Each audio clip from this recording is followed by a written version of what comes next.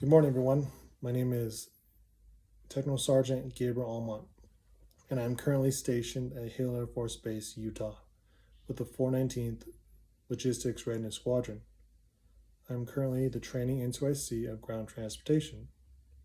We're a reservist tenant unit here, and we only have one vehicle assigned, so you can imagine how hard it is to get any vehicle training done. And if that wasn't enough, we have to then get permission to access certain systems that we need to stay proficient in. We rely heavily on our 75th LRS active duty counterpart to get any type of training done. It can be frustrating at times.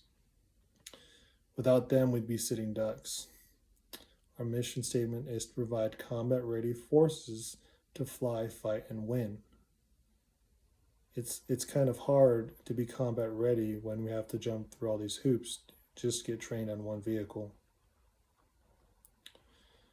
Now I'm going to describe what my understanding of organization culture is and what are the healthy and unhealthy elements of organization culture are.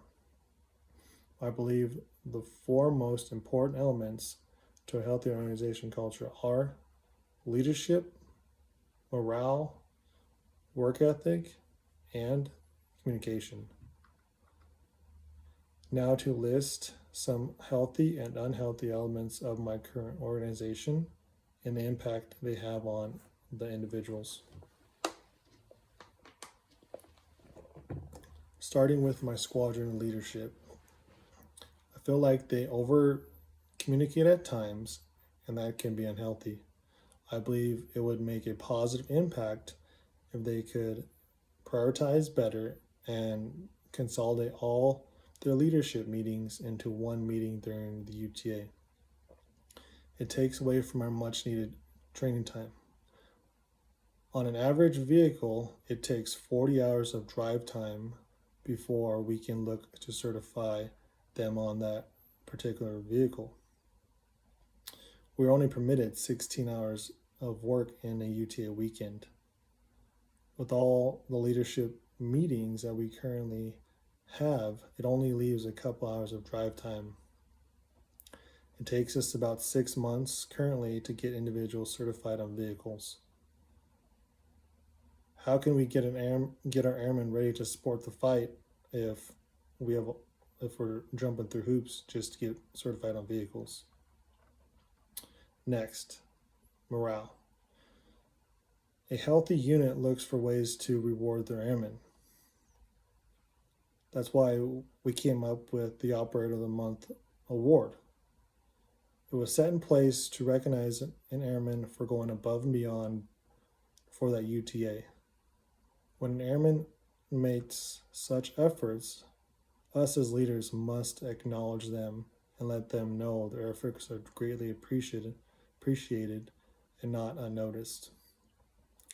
In some special circumstances, we collectively come to an agreement as supervisors that this particular airman could use a boost in morale for a number of reasons, whether it is professional or personal. This brings us to work ethic. What I've learned from past experiences with leadership is it's imperative to set clear expectations of what is required from each individual, and then following up with each individual to make sure that that task was successfully completed. I believe leading by example helps set a culture of higher standards within my workplace. And lastly, communication.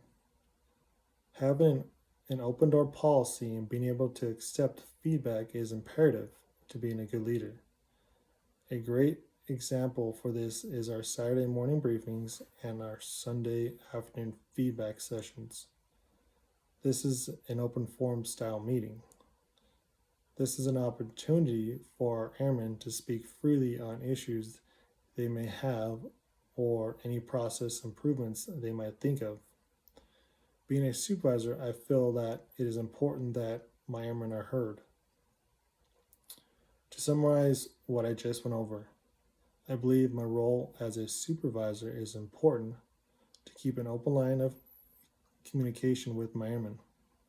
I believe promoting a cohesive workplace and environment will maintain trust in each other, going back to leading by example and showing your airmen that they can depend on you to be that support that they might need, that you are the open door for their voice to be heard. In closing, I believe the four elements I just explained go hand in hand with one another, and without one, the other four suffer.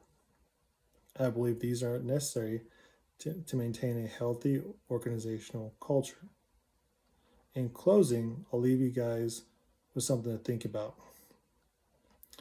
Brian Chesky, co founder and CEO of Airbnb, said, "Why is culture so important to a business?